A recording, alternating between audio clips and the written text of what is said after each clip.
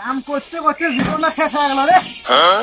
ধানগুলো এখন যে হ্যাঁ কেন ওই ওই দেখ বেলা কি উঠবে নাচতে না বেলাটা ডুববে নাচছে।